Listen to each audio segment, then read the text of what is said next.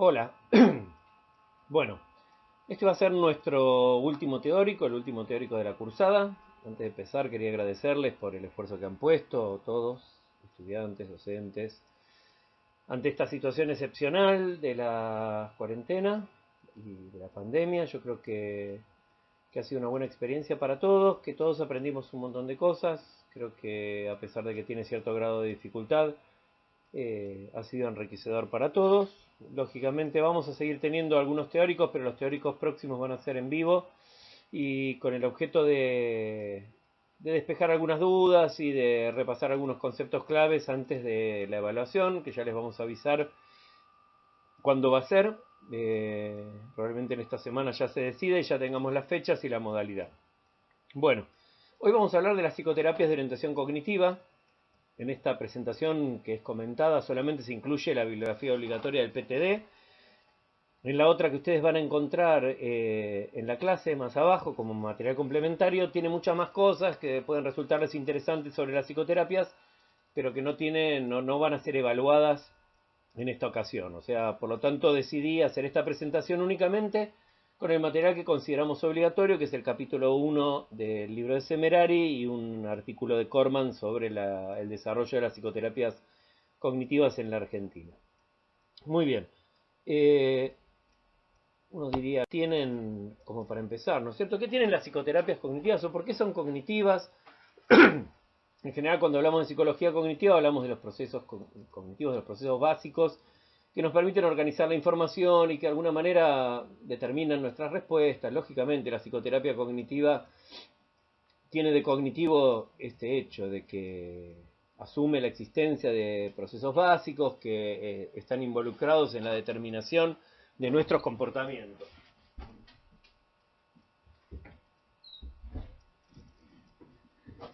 Vamos a ir viendo ahora y vamos a ir explicando por qué. ¿Sí? La idea de psicoterapias cognitivas surge en los Estados Unidos en la década del 50.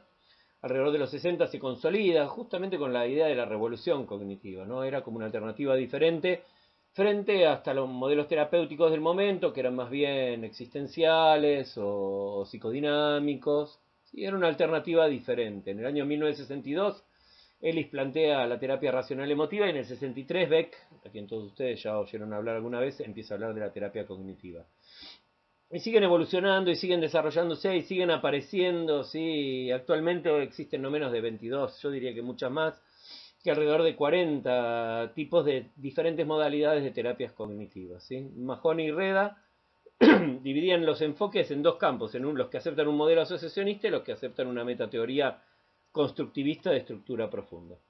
No nos vamos a meter en ciertas cosas, digo, lógicamente la asignatura de psicología cognitiva trata básicamente sobre los procesos cognitivos básicos y sobre los grandes modelos o el problema de cómo evoluciona el sistema cognitivo, de cómo se desarrolla, de cuál es su origen. Y incluimos el tema de psicoterapias cognitivas porque no se ve en otras materias o no se aborda en otras materias del plan de estudios, lamentablemente.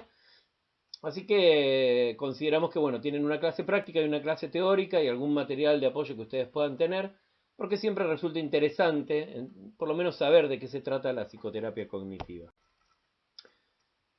En este caso, se piensa la psicoterapia cognitiva, vamos a hablar en términos generales, lo que ellas tienen de común, como dijimos recién, existen muchos modelos diferentes que tienen diferencias entre sí, pero que básicamente todas comparten esta idea general de que es un proceso de resolución de problemas basado en una experiencia de aprendizaje.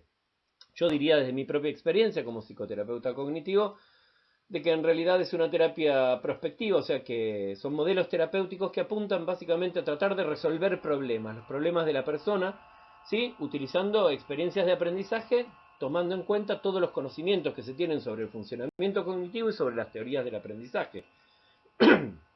Básicamente se centra en la demanda del paciente, o sea, en los problemas que tienen, las dificultades manifiestas, o sea, si alguno quiere plantearlo de esta manera, básicamente también en los síntomas y trata de resolverlos o de ayudar a la persona a que los pueda resolver. De hecho, la psicoterapia no la resuelve, sino que le da estrategias a las personas para que puedan de alguna manera resolver estos problemas, ¿sí? Les enseña diferentes estrategias, diferentes herramientas, diferentes cosas, ¿sí? Se dice que se aprende a descubrir y a modificar pensamientos e ideas que nos hacen sufrir. O sea, sufrimos parten de la base de que los sufrimientos o el displacer ¿sí? o el malestar psicológico que sentimos tiene que ver sobre pensamientos e ideas, sobre esta cuestión, por eso también la idea de cogniciones, ¿no es cierto?, de cognitiva. Entonces uno va aprendiendo primero a darse cuenta o a entender cuáles son las cosas que nos podrían a tener ciertas hipótesis, y luego poner esas hipótesis a prueba y tratar de modificarlos, básicamente como un proceso de investigación, o sea, poniendo a prueba las hipótesis para ver si son verdaderas o no. Trata de modificar la predisposición sistemática del pensamiento a producir distorsiones cognitivas. Una distorsión cognitiva, ¿sí?, es un error en la lógica del procesamiento de la información.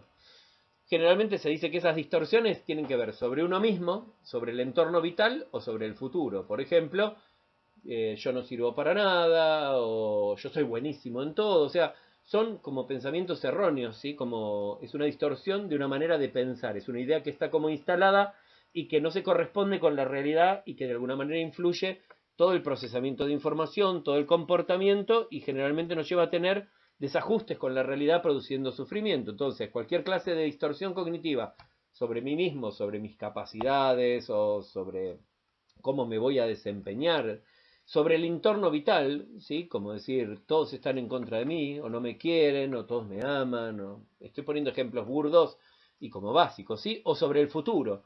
Por ejemplo, personas que tienen pensamientos, ¿no es cierto?, demasiado ansiosas o trastornos de ansiedad, que dicen, no, todo va a salir mal, o las personas depresivas, ¿para qué voy a hacerlo si a mí nada me sale o no voy a poder? ¿Sí? ¿Entienden? Entonces, cualquiera de esas clases de distorsiones sobre estos tres ejes, que es uno mismo, lo que lo rodea a uno o el futuro, produce, sesga el comportamiento que uno va a tener, y uno empieza a, digamos, uno se comporta de una manera particular basado en las suposiciones o en las anticipaciones que uno realiza a partir de estas distorsiones cognitivas. Entonces, en la medida en que se toma conciencia de que existe esta distorsión, o que es una distorsión que no se corresponde con la realidad, uno puede tomarla en cuenta, a veces la puede cambiar, o a veces puede solamente saber que está para poder ponerla en la ecuación.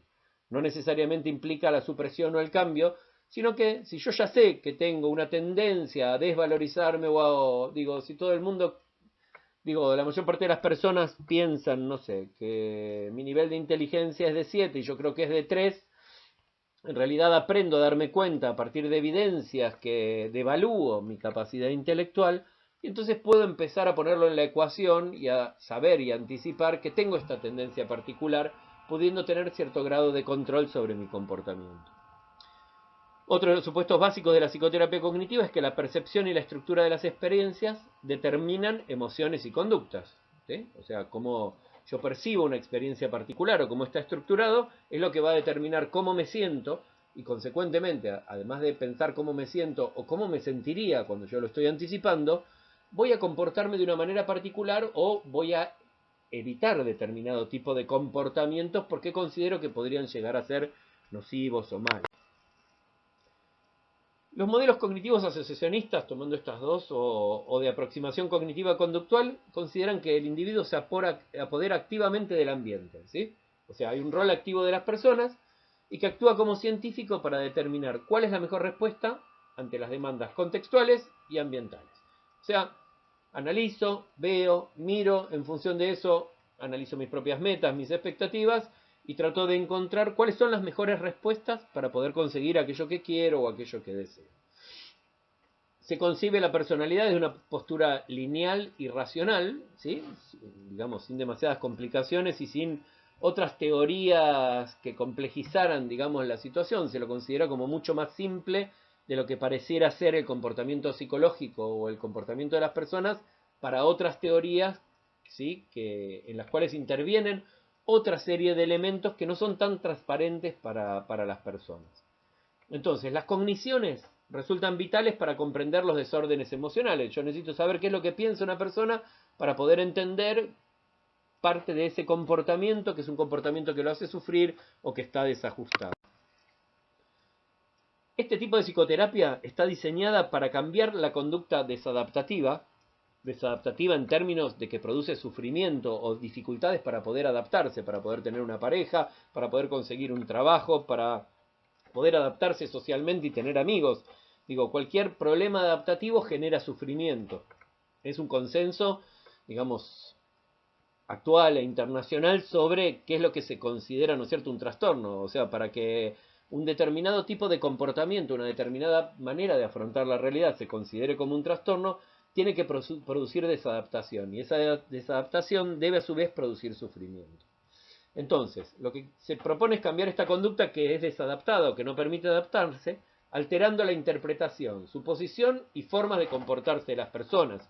Justamente se llama cognitivo comportamental, ¿por qué? Porque tiene un objetivo doble, es que el paciente haga cosas diferentes y que piense diferente, o sea, que de alguna manera pueda cambiar, entender o aceptar estas distorsiones cognitivas y que justamente este proceso de comprensión y de aceptación, ¿sí?, y de puesta a prueba de estos pensamientos le permita comportarse de una forma diferente, tratando de poder adaptarse y mejorando estas características que producen el sufrimiento psíquico.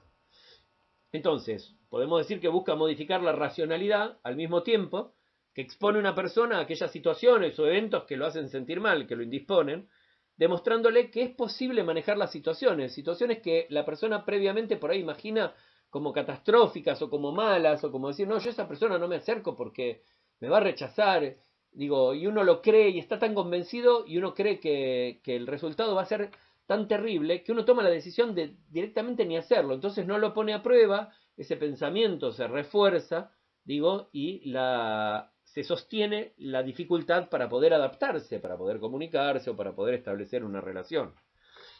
Los terapeutas que trabajan con estas líneas tratan de generar un cambio cognitivo.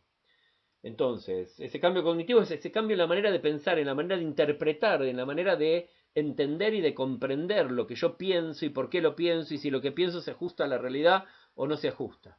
Y las técnicas conductuales, o sea, la parte comportamental de esta historia cognitivo-comportamental, son herramientas que se ponen al servicio del cambio. Como decíamos, no solo tratamos de que se piense de una manera diferente o se interpreten las cogniciones de una manera diferente, sino que se hagan las cosas de una manera diferente, ¿no es cierto? Se suele decir en psicoterapia que locura es creer que si hacemos las cosas, siempre las mismas cosas, algo va a cambiar. Entonces se trata de probar nuevas experiencias gradualmente, tratando de tampoco generar un problema adicional o más grave o de confirmar falsas teorías o falsas cogniciones. La terapia cognitivo-comportamental en general supone que la conducta aprendida, ¿sí?, es la formación de relaciones de significado personales, esquemas cognitivos o reglas, ¿sí? Y considera que los aspectos cognitivos, afectivos y conductuales, o sea, lo que yo pienso, lo que yo siento y lo que yo hago, están estrechamente interrelacionados y que están a su vez regulados por esquemas cognitivos o estructuras que le dan significado. Entonces es pensar, sentir y comportarse. Todo esto representa la organización particular, en este caso la palabra es idiosincrática o idiosincrásica de cada persona, o sea, cómo se comporta él en particular ante determinada situación, ¿sí?, sobre su experiencia, sobre los otros y sobre el sí mismo, que veíamos que eran los ejes de estas distorsiones cognitivas. Entonces, la psicopatología, ¿sí?, se va a entender como la preponderancia de un sistema primitivo o irracional sobre el sistema racional o reflexivo, ¿sí?, y el sistema primitivo o irracional. En este sentido, ¿qué quiere decir? Que como estos pensamientos automáticos se los denomina intrusivos o automáticos porque son pensamientos sistemáticos que se nos vienen a la cabeza, que no los invocamos, que nos aparecen, no voy a poder, yo no sirvo para nada, seguro que me va a ir mal, ¿sí? Ese pensamiento que, aunque racionalmente yo tengo una historia de que siempre me ha ido bien en los exámenes, cada vez que tengo que dar un examen aparece ese pensamiento automático. Se supone que eso es porque predomina este sistema primitivo o irracional, ¿entienden? Entonces, hay muchas técnicas para trabajar sobre eso, no vamos a profundizar, pero bueno, uno sabe que es hacerte amigo de tu miedo, ¿viste? Cuanto más esfuerzo haces por tratar de anular o de inhibir ese pensamiento automático, más fuerte se vuelve y más difícil es poder controlarlo. Hay muchas técnicas, y esto tiene que ver con que, bueno, ustedes pueden leer cualquier libro de psicoterapias cognitivas, de hecho más abajo les dejamos en el Psicocampus la copia de uno en español, que es uno entre muchos, no sé si es bueno o es malo, pero es uno para que puedan consultarlo y tengan una idea y es gratis, ¿sí? Bien. Entonces, lo que se trata es que el paciente tome conciencia de cómo sus significados disfuncionales o irracionales, o sea, estas distorsiones cognitivas, cejan la experiencia, o sea, cómo interfieren en ella o cómo de alguna manera la determinan, ¿sí? Y esto le produce este problema o esta dificultad para poder adaptarse generando lo que llamamos un trastorno emocional. Luego de que toma conciencia de esta hipótesis, tal vez no se la cree, pero toma conciencia, se pone a prueba los significados para comprobar su validez, o sea, se van haciendo situaciones de exposición, de puesta a prueba de hipótesis, de exposición a situaciones reales y concretas, para comenzar a ver si realmente lo que uno pensaba era verdadero o era falso, ¿sí? Para eso se utilizan procedimientos cognitivos, procedimientos conductuales. Las características generales pueden variar mucho, pero ustedes van a poder encontrar, por ejemplo, ciertas características comunes de las psicoterapias cognitivas. Por un lado, se seleccionan los pacientes, ¿sí? Se parte de la base que hay distorsiones cognitivas y supuestos disfuncionales a la base del trastorno, o sea que el trastorno se produce a causa de esto. Se toman en cuenta las características clínicas, se analiza el tipo de conducta abierta y encubierta, o sea, lo que una persona sí manifiesta y dice y lo que supuestamente no está diciendo. Uno tiene hipótesis, ¿no es cierto?, guiadas por esta teoría, sobre qué cosas podría pensar sobre sí mismo, sobre el entorno, sobre el futuro. Y se analizan también los déficits y los excesos conductuales, o sea, por ejemplo, en un caso de un trastorno de ansiedad fóbica o de evitación, hay un déficit de comportamiento, o sea, la gente no sale de la casa en una agorafobia, no sale, no se expone, todo le da miedo, entonces es un déficit conductual. O no sé, en una fase maníaca de un trastorno bipolar, la persona tiene excesos conductuales, o sea, se expone sin ningún tipo de motivo ni de necesidad, entonces se trata de entender eso como un exceso conductual. El número promedio de sesiones oscila entre 10 o 20, para cuestiones o problemas normales, suele durar 2 o más años en trastornos graves o trastornos de la personalidad. Puede variar, pero el promedio suele ser, sí, yo diría entre 5 y 15 sesiones para problemas que no implican trastornos graves de la personalidad o trastornos psiquiátricos que tienen una base biológica, como la depresión o como la esquizofrenia o como el trastorno bipolar, que requieren un trabajo siempre interdisciplinario. Luego, la relación terapéutica se caracteriza primero porque tiene que haber empatía, aceptación y congruencia. Digo, no se puede trabajar con alguien con quien no existe una relación empática, con alguien que no acepta. Por eso es muy importante que la persona entienda y concurra por propia voluntad, ¿no es cierto? Como pidiendo, de alguna manera, asistencia para poder resolver problemas. Se trabaja sobre las distorsiones cognitivas y sobre los esquemas en la relación. Se trabaja mucho el refuerzo social, ¿sí? Las habilidades que se deben reforzar, y se toma en cuenta básicamente el rol educativo en la relación terapéutica, donde una de las características fundamentales del terapeuta en este tipo de psicoterapias es que es sumamente activo. O sea, el terapeuta pone el cuerpo, pone la palabra, indica, da instrucciones, da tareas, propone actividades para realizar que le van a permitir mirar o comprobar, o de alguna manera les da ejemplos que le van a servir para poder, ¿sí?, utilizando la teoría del aprendizaje social de Bandura, que le da ejemplos como vicarios, como, bueno, cómo comportarse en una determinada situación, o cómo responder, o qué uno haría si pasa tal cosa. ¿Sí? Se utilizan todas las estrategias de las cuales uno dispone para tratar de brindar herramientas, ¿sí?, como pensamiento asertivo, habilidades sociales. Ya vamos a ver un poco más por arriba. Lógicamente, piensen que esto es una clase introductoria y muy por arriba de lo que son las psicoterapias cognitivo-comportamentales, y que tampoco pueden reducirse solamente a lo que yo les estoy diciendo. Les estoy contando cuáles son las características comunes que tienen este grupo de estrategias terapéuticas y de herramientas de la psicología que sirven para ayudar a las personas que sufren a causa de, digamos, trastornos de orden psicológico. ¿Cómo se estructuran las sesiones? La sesión normalmente se trata de modificar las distorsiones cognitivas y las creencias erróneas. Entonces, se analizan las tareas que se deberían hacer, se aprenden habilidades durante la sesión, se analizan las transacciones o las relaciones o las transacciones se llama a la relación particular que ha tenido una persona con uno mismo, con el terapeuta, o con otras personas en otras, digamos, en el transcurso intersesión. Se hacen reformulaciones, bueno, sí, esto está bueno, esto no, podés probar aquello, o fíjate, o si pensás tal cosa, o qué podría pasar si sucede tal otra, y se prescriben actividades conductuales. Bueno, sería bueno que trates de exponerte, que trates de ver si podés, a ver qué sentís, de analizar, exponete, probá, si te sentís mal te vas. O sea, se da de alguna manera una serie de tarea para el hogar. Digo, la base de estas psicoterapias es que las cosas no se resuelven supuestamente dentro de la sesión, sino que entre sesiones hay un periodo claramente activo donde la persona tiene que hacer un montón de cosas para poner a prueba, para poder entender, para poder aceptar, para poder ver, para poder comprender estas distorsiones cognitivas. Hay un proceso de interpretación de hipótesis también, o sea, hay un análisis funcional donde se analiza funcionalmente. Funcionalmente quiere decir lo que la persona hace, ¿no es cierto? Entonces, se analizan las situaciones. ¿Sí? Bueno, está bien, es un adolescente que tiene dificultades para relacionarse con otros pares. Entonces, bueno, imagínate que estás en un bar o fuiste al bar, esa es la situación, la cognición. Bueno, ¿qué fue lo que pensaste o qué fue lo que te imaginaste? No, sí, me acerco, no, no me va a dar bola, no, no me va a hablar o voy a quedar como un bobo. Digo, hay un montón de cogniciones que ni siquiera son ciertas, es lo que uno imagina. ¿Cuál fue tu conducta? No, me acerqué o no, me quise acercar, pero no me acerqué. Al final lo miré, me sonrió, me dio vergüenza, miré para abajo, no hice nada, o qué hice. Y por otro lado, se analizan antecedentes, conductas y consecuencias. O sea, qué es lo que pasa antes, qué es lo que hiciste y qué es lo que sucedió. ¿Sí? Por otro lado, también se trabaja con las hipótesis sobre la relación entre una distorsión cognitiva y un supuesto personal. Como en otros modelos terapéuticos se trabajan las resistencias. Las resistencias están derivadas de las distorsiones y los significados personales, ¿sí? Se hace un tratamiento de cuestionamiento cognitivo, o sea, se cuestionan estas distorsiones, se trabaja con ellas, se las analiza, se las trata de aceptar. Se trabaja la dificultad para elicitar conductas colaboradoras, o sea, ¿sí? Para tratar de entender por qué alguien no colabora con su propio proceso de sentirse mejor, y se discuten las discrepancias de refuerzo. Bueno, esto fue bueno, no, eso es una porquería, no, no, pero a ver, que alguien te haya dicho tal cosa o que haya tal hecho tal cosa, en realidad es un avance, no se condice con lo que vos esperabas. O sea, esos refuerzos o esas discrepancias se discuten dentro de la sesión.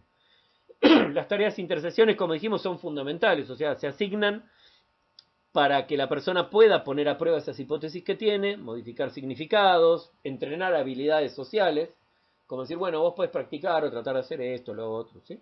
Finalmente se cierra una sesión o se termina un proceso cuando se han modificado los significados disfuncionales, cuando hay un cierto grado de autocontrol emocional, que la gente siente que puede controlarse emocionalmente, que aunque sea con cierto grado de dificultad, puede tener conductas que le permiten adaptarse, por lo cual el problema por el cual se había consultado se considera parcialmente resuelto. Eso tiene que ver también con el manejo conductual, o sea, cómo se va a manejar en el futuro.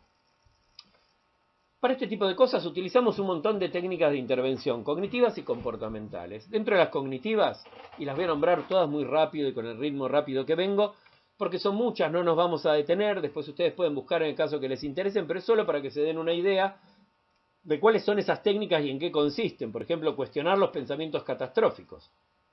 Tratar de cambiar el pensamiento negativo de alguien, comprobar evidencias. Bueno, pero te pasó, alguna vez te pasó, viste que no pasó.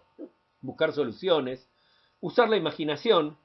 O sea, imagínate una situación amenazante. ¿Qué te da miedo? ¿Qué harías? ¿Qué podría pasar? La distracción. O sea, parar y cambiar los pensamientos negativos. Poder frenar. Usar un listado de recuerdos positivos o de características positivas. Hay una técnica que se llama inoculación al estrés, que tiene que ver con identificar y modificar los diálogos que uno tiene antes, durante y después de enfrentarte a un estímulo que te produce temor o ansiedad, ¿sí? Usando autoinstrucción, relajación.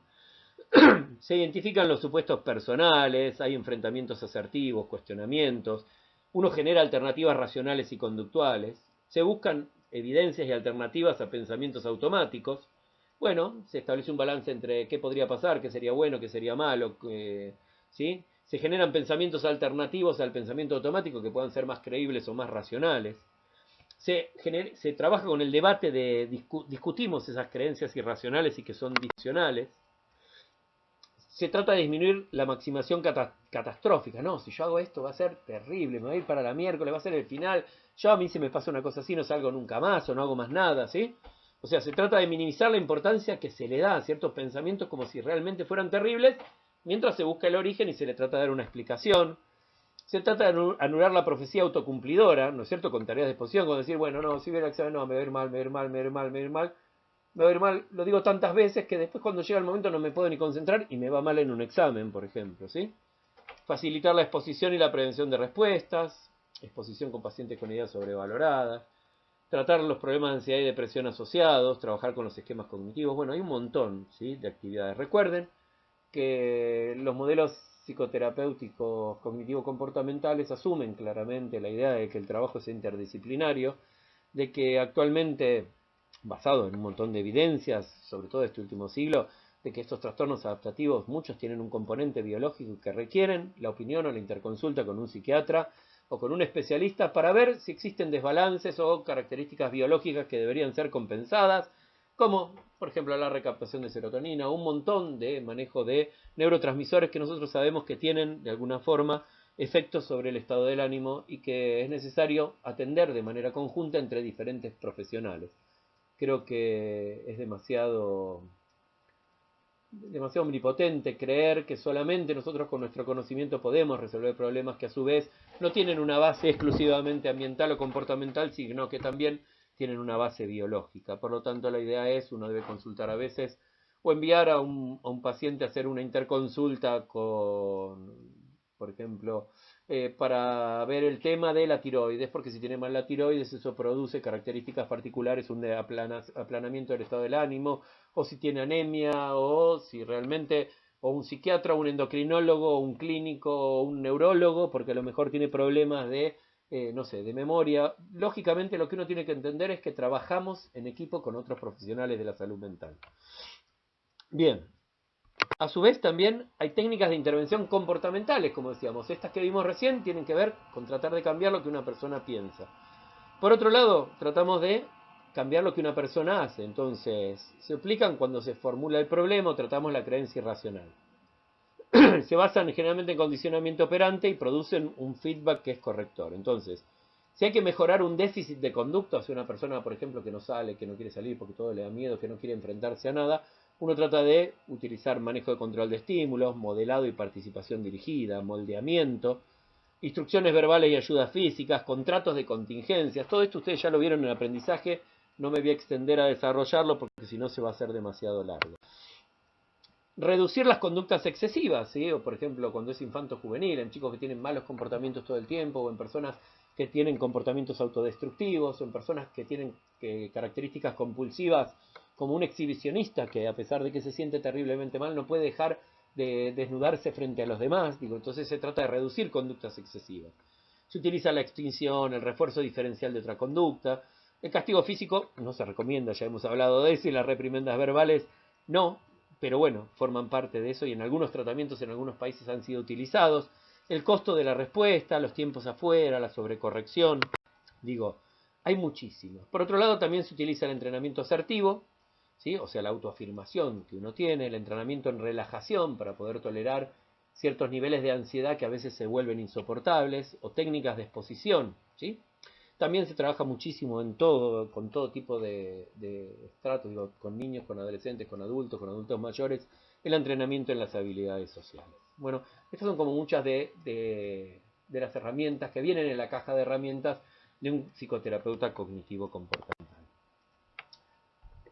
¿Cuál es la situación de la psicoterapia cognitiva en la Argentina? Todos sabemos que en la Argentina la carrera de psicología estuvo cerrada durante la época del proceso militar, de la dictadura, que el desarrollo en la Argentina y que los grupos que pudieron sostenerse por fuera de las universidades y reuniéndose muchas veces en secreto, tenían que ver con el psicoanálisis y con modelos psicodinámicos.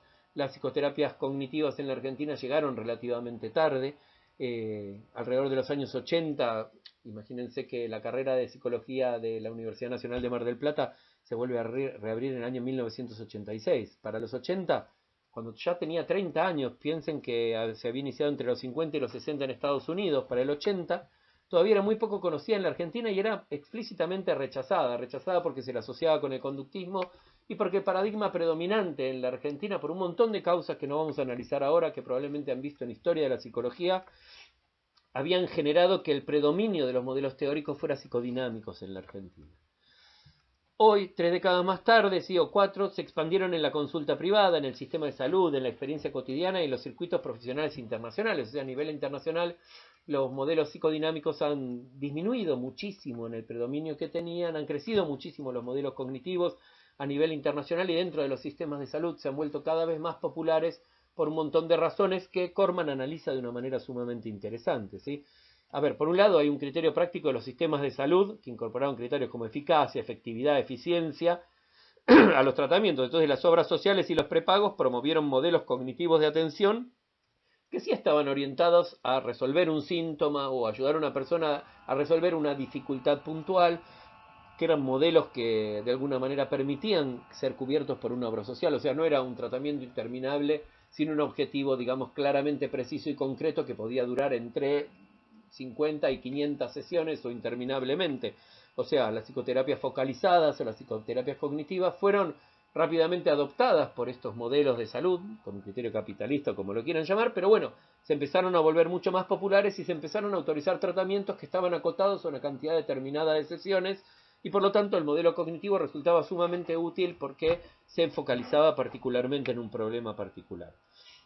Según Corman, parte del éxito se debe a la investigación clínica como un criterio de validación de una práctica con apoyo empírico. O sea, a diferencia de otros modelos como el modelo psicodinámico, las psicoterapias cognitivas se basan en evidencias o tienden a basarse en evidencias clínicas, en la replicación de determinados tipos de procedimientos, en el análisis de experiencias anteriores, y trata de ser una práctica basada en la evidencia. Por lo tanto, existen un montón de evidencias empíricas que le dan sustento a su eficacia, a su efectividad, a que no se suceden cosas a veces como la sustitución del síntoma, como cosas que predecían otro tipo de modelos. Entonces, el hecho de que esté basado en evidencia también le da, desde mi punto de vista particular, le da un grado alto de confiabilidad y, por supuesto, la eficiencia, porque muchos problemas o características o trastornos por los cuales la gente consulta se resuelven con relativa velocidad, rapidez o precisión, o si bien no se resuelven definitivamente, permiten que la persona se pueda adaptar a cosas que no podía adaptarse y sufría. Creo que es un criterio interesante, ¿no es cierto? Y que es bueno que sea una práctica que tiene un claro apoyo empírico, donde se realizan investigaciones de manera constante, donde cada día tenemos más evidencia sobre la validez y la efectividad que tienen este tipo de modelos terapéuticos. Aumentó muchísimo la presencia de las terapias cognitivas en la formación de psicólogos. Lamentablemente, desde mi punto de vista en la facultad, el ámbito de psicología clínica única y exclusivamente habla de modelos psicodinámicos y no lo incluye. Modelos como los de modelos en psicopatología lo tocan de alguna manera, pero como lateral, y en realidad sí ha aparecido como en todas las universidades argentinas como propuestas de posgrado, porque los profesionales necesitan formarse. La universidad básicamente no forma tampoco terapeutas psicodinámicos de ninguna manera, pero digo, los modelos de terapias cognitivas están mucho más desvalorizados que otros modelos como los psicodinámicos, particularmente les diría en todas las universidades nacionales de la Argentina en las carreras de psicología. Ustedes van a encontrar que tienen 1, 2 o 3 materias o a veces más de modelos psicoterapéuticos psicodinámicos o de instrumentos psicodinámicos que no tienen la misma proporción de modelos cognitivos o existenciales o de otras orientaciones. Aunque la tendencia es al alza y cada vez se tiende más a incluir estas cosas, ¿sí? Nosotros solemos dar cursos como actividades curriculares o seminarios de orientación o cursos de posgrado que realmente son como muy numerosos y tienen muchas personas porque, bueno, por un lado muchas personas quieren elegir este tipo de modelos y por el otro lado, como decíamos recién, las obras sociales y la sociedad y las personas que consultan demandan este tipo de tratamientos. Aunque las carreras de psicología se concentran en el psicoanálisis, todavía existen espacios cada vez mayores de formación cognitiva en el grado y en el posgrado. En el grado generalmente uno puede verlo en muchas facultades que generalmente son materias opcionales y no obligatorias. La psicoterapia cognitiva tiene un origen heterogéneo que responde tanto a la crisis del psicoanálisis por un lado como para poder resolver problemas, ¿sí? Algunos problemas particulares, y a las dificultades teóricas del conductismo, donde era un paradigma que no permitía explicar al comportamiento como una mera asociación. O sea, en realidad termina apareciendo como una solución actual con base empírica y con apoyo empírico basado en la investigación y en los nuevos conocimientos de la psicología. Surge básicamente a partir del tratamiento de la depresión, ¿no es cierto?, que lleva implícito un modelo inmanente de eficacia y bienestar, amparados en la centralidad de la noción de experiencia y de eclecticismo técnico. O sea, como los casos de depresión no terminaban de ser resueltos por ninguno de los modelos terapéuticos, la psicología, digamos, con las psicoterapias cognitivas o las psicoterapias integrativas, que utilizan un montón de herramientas, todas aplicadas para tratar de resolver un problema práctico. A veces, cuando uno dice, bueno, cuando uno hace teoría o trabaja en investigación, uno suele sostener y mantener una coherencia teórica porque está poniendo a prueba ciertas teorías. Ahora, cuando uno trabaja en el consultorio, uno tiene una caja de herramientas donde utiliza un montón de herramientas provenientes tal vez de diferentes vertientes teóricas, pero que resultan eficientes para resolver un problema particular. Hay una controversia pública en noviembre de 1891, que es como la fecha de la creación de la psicoterapia o la aparición de la psicoterapia cognitiva en Argentina, cuando Eisen nos visita, ¿sí? Eisen, que era el director de la Unidad de Psicología del Instituto de Psiquiatría de Londres, tenía un fuerte prestigio mundial, e impulsaba el valor de la psicoterapia y la relación con la investigación empírica clínica, o sea, como que debía estar basada en evidencias y no en modelos tal vez especulativos que no tenían un soporte empírico. Entonces él sostuvo en esta cuestión pública que le parecía mentira estar en un lugar donde las personas, pretendidamente bajo el amparo de la ciencia, ¿sí? Como si en la universidad, fueran ignorantes de aquellas cosas que podían ser efectivas para mejorar la salud de la gente, ¿sí? Como que no podía creer de que una cosa que la evidencia demostraba que era útil para resolver la depresión siguiera siendo despreciada porque no pertenecía a una corriente teórica predominante. O sea, no lo podía creer, le parecía mentira, ¿sí? Y también a los psicoanalistas, a quienes no les importaba la terapia del comportamiento que él planteaba, porque todo eso era la naranja mecánica. Imagínense la revolución que se produce cuando Eisen enlaza esto en un escenario pleno, lleno de psicoanalistas o psicodinámicos o personas con formación psicodinámica, muchos de ellos con mente amplia que sí podían entenderlo, discutirlo, y muchos con posiciones mucho más dogmáticas donde automáticamente se negaba esto y decían que era un conductista más. Lógicamente esta controversia fue famosa. En la década de los 80 empiezan a volver exiliados, o sea, personas que se habían ido a causa del proceso militar y que habían obtenido otras formaciones alternativas en otros lugares del mundo, entonces volvían a la Argentina y de esta manera empezaban a recrear una nueva cultura así que no era estricta únicamente y exclusivamente psicodinámica, sino que empezaba a integrar una serie de elementos y de alguna manera traía a la Argentina lo que estaba pasando en el mundo.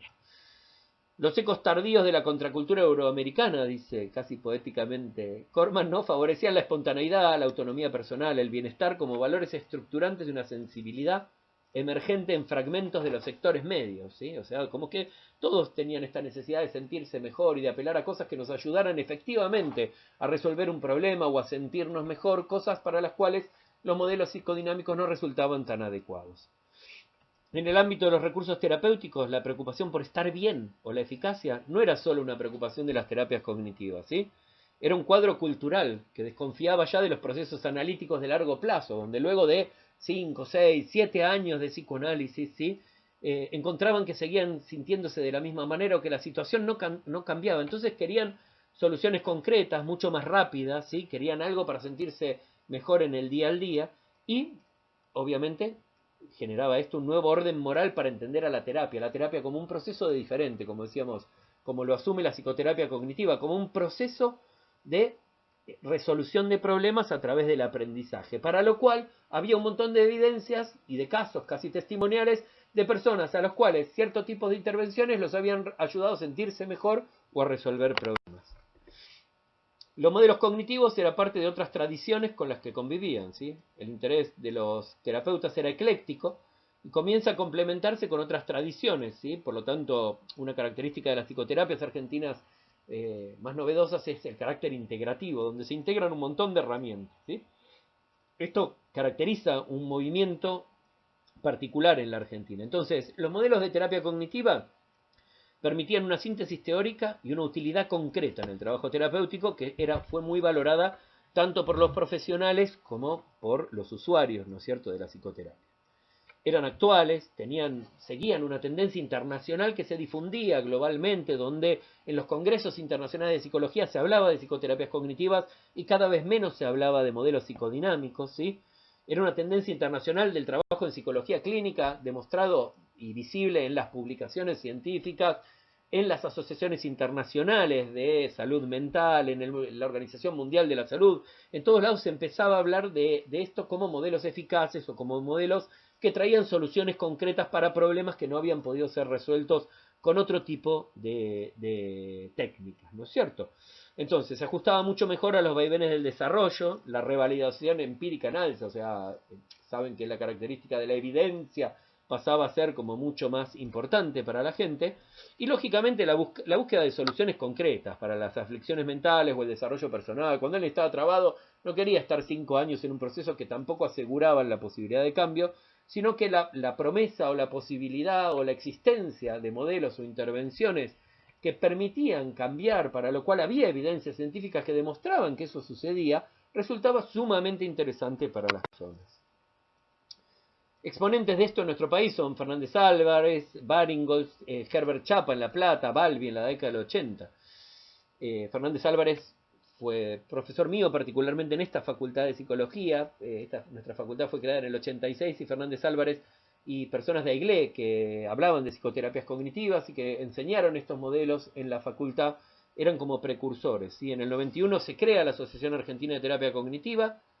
La norteamericana había sido fundada en el 90 y en Europa en el 92. Y parece un proceso global y general. O sea, ya no era solo en la Argentina, sino que la Argentina venía siguiendo la cola de un movimiento global que promovía un cambio.